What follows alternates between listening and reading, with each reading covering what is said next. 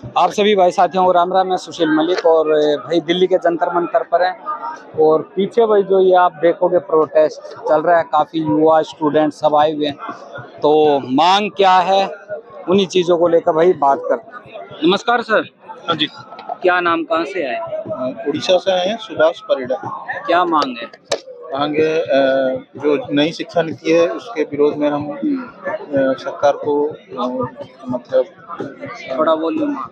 हाँ, उड़िया में बात करो, उनको हिंदी ठीक से आती हिंदी में आपको तो आता है ना।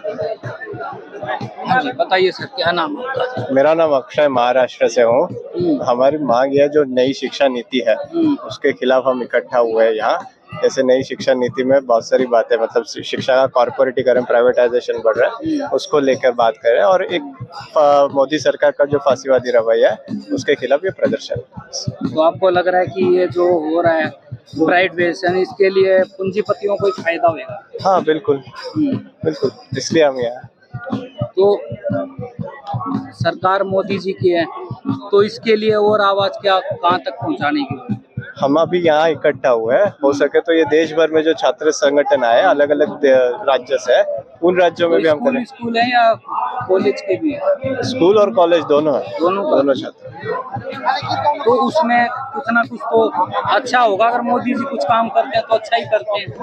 नहीं, मोदी जी आप कह रहे हैं अच्छा कह रहे हैं, हमें नहीं लग रहा है, इसलिए हम यहाँ बात करते हैं। बताते हैं उनकी नीतियाँ बहुत अच्छी रहती हैं। वो आपको लग रही है, वो कह रहे हैं, हमको नहीं लग रहा है, इसलिए यहाँ है ना। लगते तो हम यहाँ के होते। सीधी सी बात। जो पहले चल रहा था वही ठीक है? वो भी ठीक नहीं था, तब भी कर रहे थे, अब भी कर रहे हैं। तो आपके हिसाब से इसमें क्या गलत है जो बदलाव होना चाहिए? बहुत सारी बातें, जैसे शिक्षा का कॉम्प्लेक्स बनाना, हर ग्रामीण क्षेत्रों में स्कूल बंद करना, एक जगह पर लाना। तो 10-10 किलोमीटर से तो विद्यार्थी आ नहीं सकते पहाड़ों में, नदियों को पार करके। तो ये गलत है। बहुत सारी बातें वैसे ये है। तो अब आवाज कहाँ तक ले जाओगे, सुनवाई कहाँ? ऊपर से नीचे तक जो सिस्टम है मोदी जी के पास? ऊपर से नीचे, नीचे से ऊपर, दोनों तरह जहाँ संभव होगा वहाँ हम प्रदर्शन करेंगे, हमारी बात रखने का कोशिश तो आपका नुकसान हो जाएगा। आप भी पढ़ाई कर रहे हो, क्या पढ़ाई कर रहे हो? जब समय मिलेगा तब तक हम करेंगे। मैं पढ़ाई कर रहा हूँ, लॉ का स्टूडेंट हूँ। जब समय मिलेगा करेंगे। तो ये ऐसी संघर्ष चलता रहे। बिल्कुल बिल्कुल। तो अभी 2024 में चुनाव भी आ रहे हैं, उस समय भी हम प्रयास करेंगे। जो साथी जो कह रहे हैं कि हम इस शिक्षा नीति का विरोध कर रहे हैं, हम उनके साथ खड़े रहेंगे। तो वो सब वोट में बदल जाएगा? वो सब वोट में जरूर बदले। नमस्कार मैम, आप कहाँ से? नहीं, वो हमारे साथ। अच्छा, सेम ही हो साथ? सबकी एक ही बातें हैं? हाँ, सबकी। मैम कहाँ से आए आप लोग? मैं दिल्ली से हूँ। ARSO छात्र। सब एक ही ग्रुप में हो? हाँ, हम सब लोग ARSO में जुड़े। काम अच्छा नहीं कर रहे क्या मोदी जी? मोदी जी मतलब पूरा मतलब विद्यार्थी विरोधी है। हमारा गवर्नमेंट NEP डाल दिया और प्राइवेटाइजेशन डाल दिया, सब कुछ मतलब पूरा ये फासिस्ट अटैक हो गया। ठीक है ना, मतलब फासिस्ट में ये BJP RSS उसका एजेंडा है हिंदू एजेंडा। उसमें मतलब हमारा छात्र है सब लोग आगे बढ़ने के लिए, मतलब अभी तक पीरियोडिक टेबल काट दिया और क्या है, मतलब ये NCERT में हिस्ट्री है ना, हिस्ट्री में पूरा ये हिंदू हिस्ट्री में भेज दिया। मतलब उसमें पूरा हिंदू तबला है? हाँ, मतलब पूरा ये RSS का प्रोपेगेंडा है ना, RSS प्रोपेगेंडा उसमें डाल दिया। मतलब पूरा ये छात्र सब लोग का ऊपर में, मतलब दलित, आदिवासी, ये मतलब ये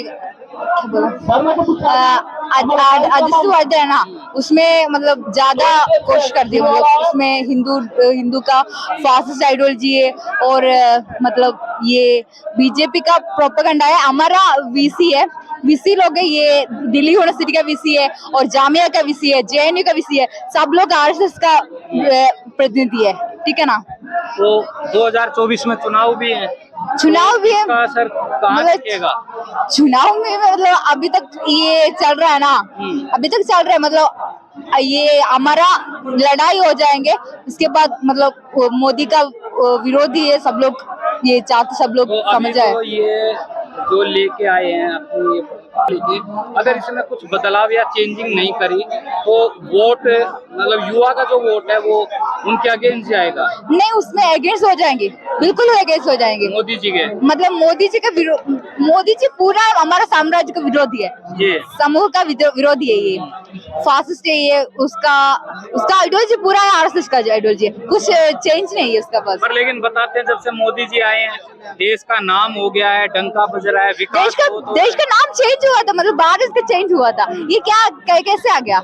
ये बीजेपी आरएसएस का एजेंडा है ना। हाँ। भारत जैसा इंडिया है, इंडिया में मतलब डिवोट कर दिया भारत में। मतलब मोदी जी ये कहना चाह रहे हैं कि भारत तो सही है, जो इंडिया गठबंधन उसमें सारे जो भ्रष्टाचारी ज्यादा है। लेकिन हम तो देश के नाम की बात कर रहे हैं। हाँ, देश के नाम की बात करते हैं, मतलब ये इंडिया है, पूरा इंडिया है। इंडिया मतलब डाइवर्सिटी है, ठीक है ना, मतलब एक राष्ट्र नहीं है इंडिया, एक लैंग्वेज नहीं है, एक मतलब ये एक कास्ट नहीं है, एक रिलीजन नहीं है, एक धर्म नहीं है, पूरा अलग है। अलग में एक साथ हो जाएंगे, है ना, एक साथ हो जाएंगे, मतलब हिंदू राष्ट्र नहीं बना है हम लोग, मतलब सोशल बनाए हैं, मतलब। तो आपका ये जो संघर्ष है ये आगे कहाँ तक जाएगा? हम लोग लड़ाई करूंगा, मतलब which time they will and that time then we will लड़ाई हो जाएंगे, मतलब। तो भाई ये सब बातें हैं, आप भी इनके साथ हो? मैं आपके हाँ, पर मैं स्टूडेंट हो? मैं स्टूडेंट हूँ, पर मैं अपने एक्टिविस्ट फ्रेंड्स के सपोर्ट में। तो भाई ये सब बातें तो वीडियो को जा इस भाई से और पूछ लेते हैं। ये क्या नाम भैया? शिशु रंजन नाम है मेरा। क्या करते हो? स्टूडेंट है। स्टूडेंट हो? किस चीज की पढ़ाई कर रहे हो? मैं अभी एमए एजुकेशन कर रहा हूँ। कहाँ ये आंदोलन धरनों में पड़ गए आप पढ़ाई छोड़कर? अगर ऐसा होता तो आजादी के आंदोलन में युवा लोग आए थे, युवाओं ने भी, जैसे भगत सिंह भी आंदोलन में कूद गए, उन्होंने नौजवान भारत सभा समाज उन लोगों ने बनाया। उन्होंने युवाओं से भी अपील किया कि भारत देश में अगर आज़ादी पानी है तो सब किसानों की भी आज़ादी होगी, उसमें युवाओं की भी आज़ादी होगी, महिलाओं की भी आज़ादी होगी। तो अगर इस तरीके से देखा जाए, जैसा आप सवाल पूछ रहे हैं, तो भगत सिंह भी एक आपकी नज़र में तो आतंकवादी होने चाहिए? नहीं, आतंकवादी नहीं, आंदोलनकारी थे वो। आतंकवादी वही तो, उसी तरीके से यहाँ पे लोग शिक्षा के लिए लड़ने आए हैं, हम भी यहाँ पे देश को आज़ादी दिलाई थी। तो यहाँ पे देखिए जो नई शिक्षा नीति है, जिस तरीके से ये सांप्रदायिकता ये बढ़ा रही है, जातिवाद चीजों को बढ़ा रही है, यहाँ पे एजुकेशन सिस्टम को जिस तरीके से ये खत्म ध्वस्त करने में लगी हुई है। आप गांव-गांव में जाके देखिए, स्कूलों को बंद किया जा रहा है, सरकारी स्कूलों को। अगर भगत सिंह आज के दिन में होते और वो देखते कि गांव देहात में जहाँ से गरीब के बच्चे, जिनको खाने का ये नहीं हो रहा, जिनके पास रोजी रोटी रोजगार नहीं, उनके बच्चे फ्री में सरकारी स्कूल में कुछ भी पढ़ पा रहे थे, आज उनके सरकारी स्कूलों को बंद किया जा रहा है। तो क्या भगत सिंह को आज कैसा लगता है? अगर हम भगत सिंह के, अभी बहुत सारे जो सरकार के लोग भी बोलेंगे कि भैया भगत सिंह के हम हितैषी हैं, वो कहेंगे हम ज्योतिबा फुले के हितैषी, अम्बेडकर के हितैषी हैं, तो वो आज ये एजुकेशन स्कूलों को क्यों बंद कर रहे हैं? लेकिन भाई आजकल का एक माहौल बना हुआ है कि जो भी मोदी विरोधी उसको कह देते हैं देश विरोधी, चाहे वो किसान आंदोलन हो, चाहे ये आर्मी वाले बैठे हो ओल्ड अपनी पेंशन को लेके। तो देखिए ये क्या है ना, भी बैठ के स्टूडेंट, देखिए अभी फांसीवाद का दौर चल रहा है, ठीक है। जब हिटलर के दौर जमाने में भी जो लोग जनता के लिए लड़ाई लड़ रहे थे ना, हिटलर ने भी उनको तो मार दिया था। अभी बीजेपी सरकार भी, अभी जैसे आप देखेंगे मीडिया वाले, आप मीडिया वालों पे भी अटैक कर रही है, जैसे न्यूज क्लिक वालों को अभी यूएपीए लगा दिया।